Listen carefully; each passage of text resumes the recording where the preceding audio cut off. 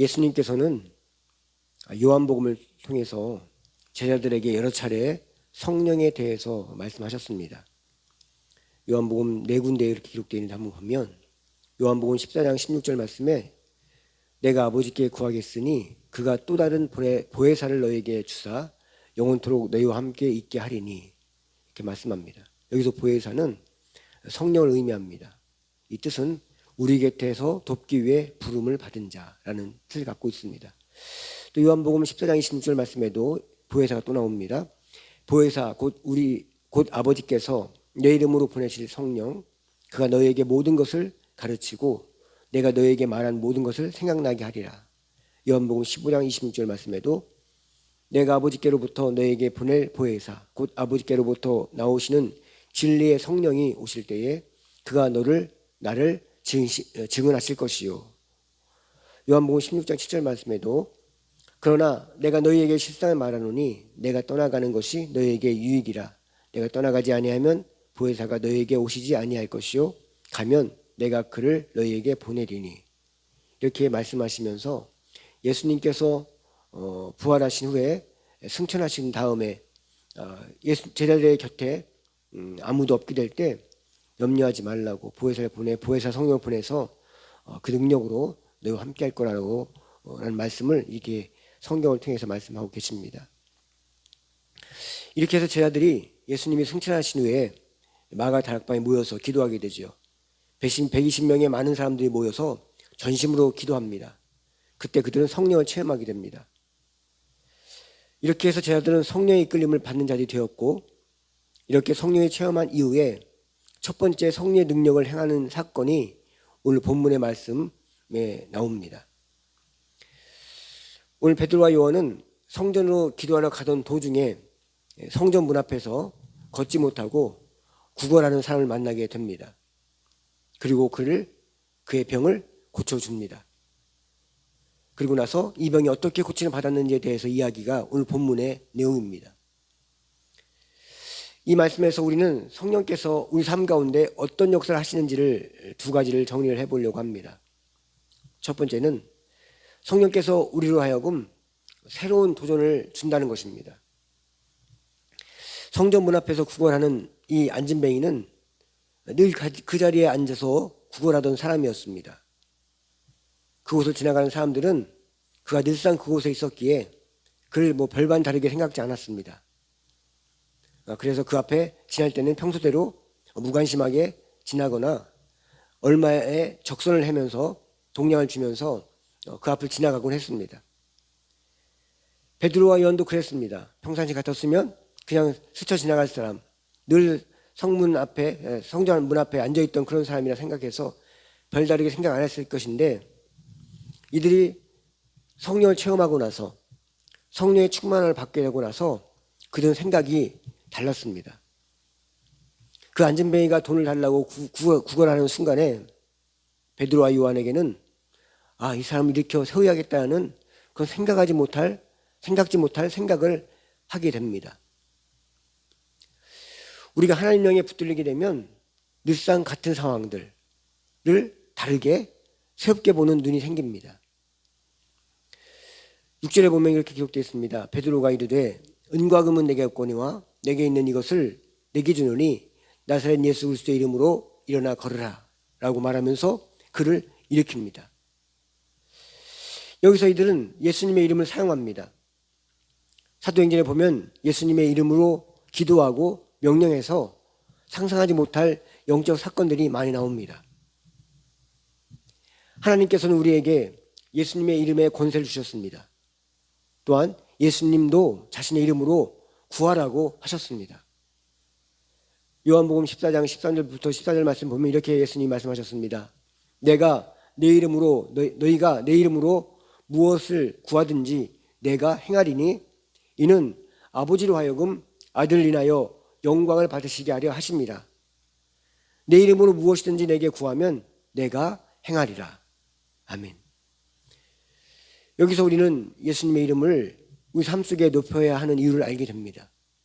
그분의 이름을 구하면, 예수님의 이름을 구하면 예수님께서 행하신다는 것입니다. 특별히 교회는 예수님의 이름이 높여져야 하는 곳입니다. 만약 교회에서 예수님의 이름이 높여지지 않고 예수님의 이름이 자양되지 아니하고 예수님의 이름을 찬양하지 않고 그 이름을 간증하지 않는다면 그건 교회가 아닙니다. 그냥 건물 안에 신앙이라는 이름으로 모여서 있는 그냥 사람들의 무리에 불과하다는 것입니다. 교회에 어둠의 세력이 득세하고 이단 세력들이 피력질할 때가 있습니다. 그때는 예수님의 이름이 높여지고 그 이름의 능력과 권세가 나타날 때 그런 일들이 나타납니다. 예수의 이름의 권세가 나타날 때 어둠의 세력과 귀신의 정체가 드러나는 것입니다. 심지어 성령의 역사가 강하게 나타나는 곳에는 멀쩡한 사람이 갑자기 경기를 일으키고 쓰러지고 소리 지르고 이런 일도 있습니다. 그리고 그 안에 있던 귀신이 쫓겨나는 일도 있습니다. 성령의 강력한 역사가 나타나는 곳에는 귀신의 정체가 드러납니다. 성령의 역사가 없는 예수의 이름이 높여지지 않은 곳에는 귀신도 어둠의 권세도 드러나지 않습니다. 아무 문제 없이 평안해 보입니다. 고요할 뿐입니다.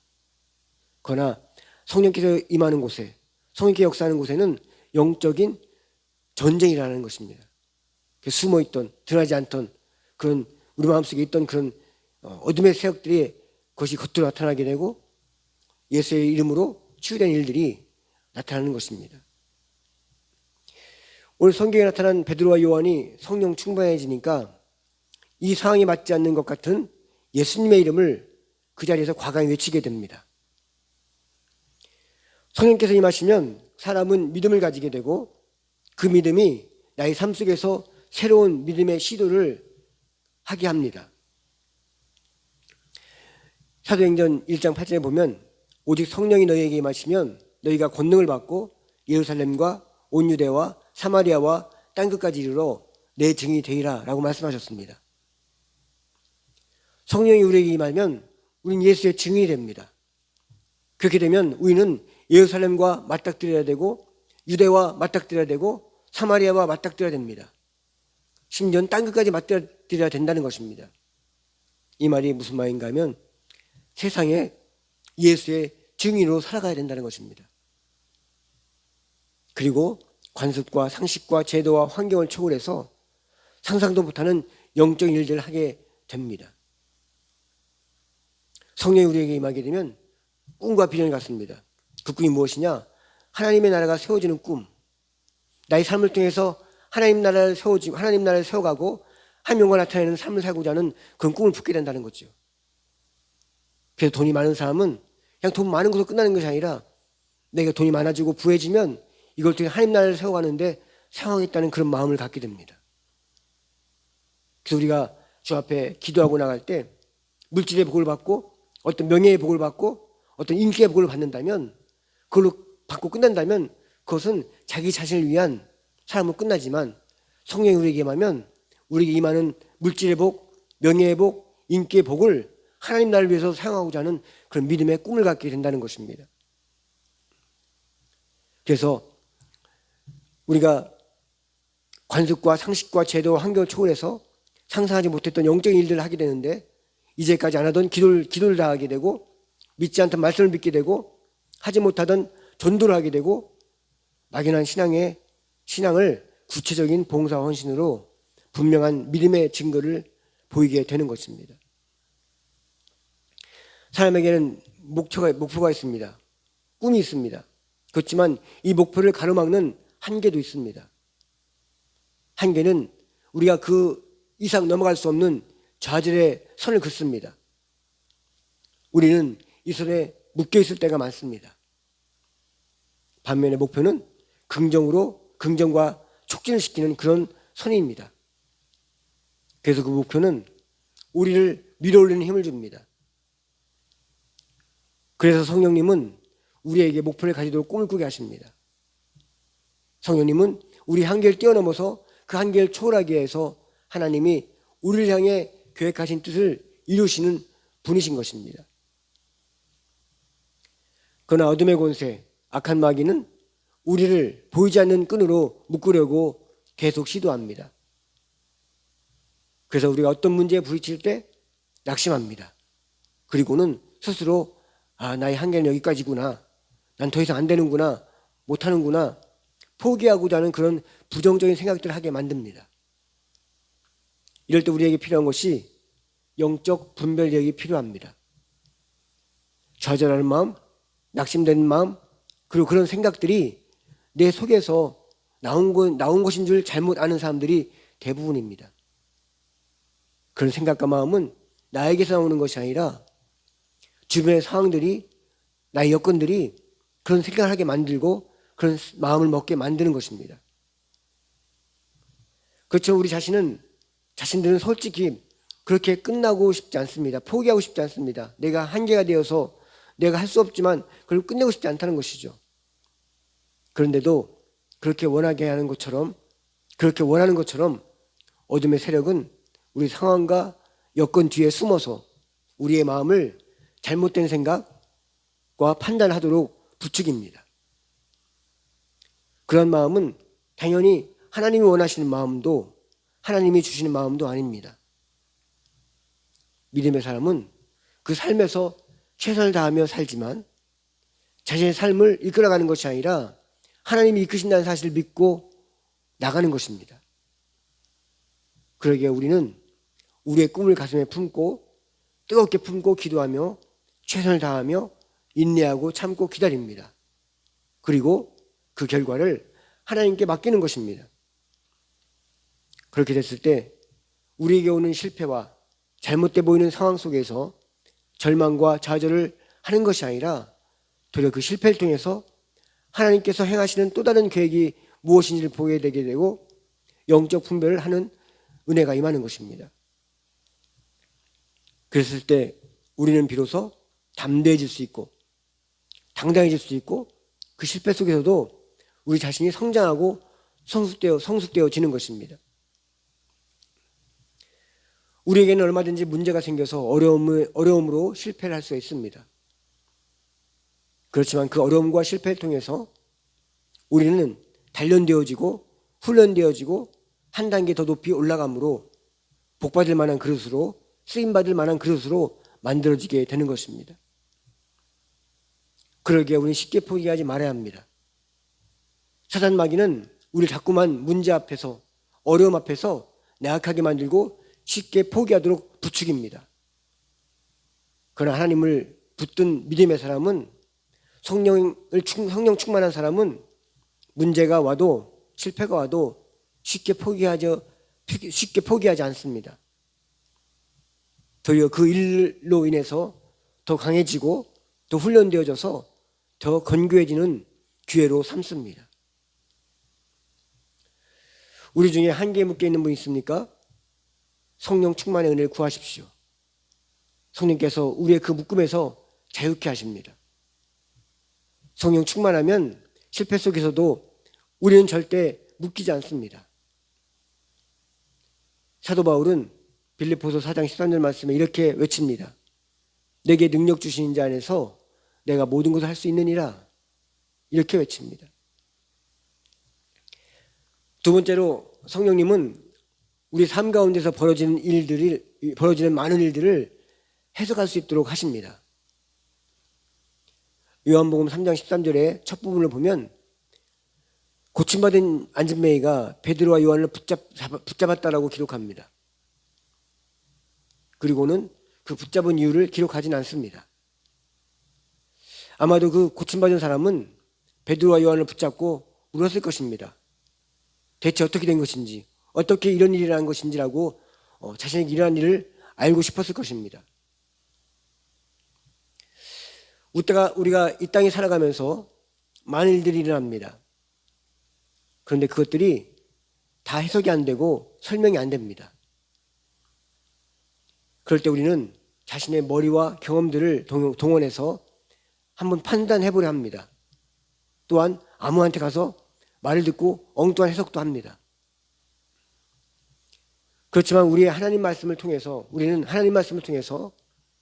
삶에 벌어지는 일들이 무슨 의미인지, 또한 그것을 통해서 내게 무슨 뜻을 가지고 있는지를 알아야 합니다. 고침받은 사람은 베드로와 요한에게 해석을 구합니다. 이처럼 우리도 기도하면서 성령께 해석을 구해야 합니다. 베드로전서 13장 베드로는 13절부터 16절에 이렇게 말함, 이렇게 어떻게 해서 이렇게 이런 일이 일어났는지에 대해서 이야기해 줍니다.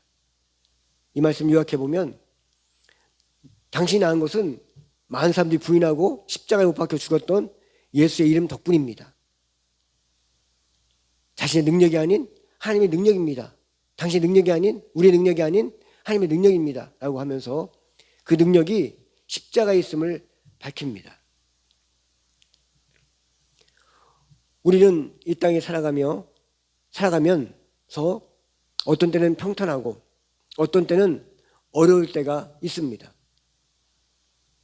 그런데 왜 그렇게 되는지 해석이 안 될 때가 많다는 거죠. 그래서 세상 사람들은 운이 좋아서, 운이 나빠서 라고 말하면서 자기 마음대로 해석하려 합니다. 이처럼 해석이 안 되기에 평탄하면 안일하게 살게 되고, 고난을 당하게 되면 쉽게 좌절하며 낙마하게 되는 것입니다. 우리가 다른 사람들보다 복을 더 많이 받았다면 그것은 사명자인 것입니다. 그 복을 나누어야 합니다. 그 복을 통해서 하나님 나라를 세워가고 구제하는 데 사용해야 합니다.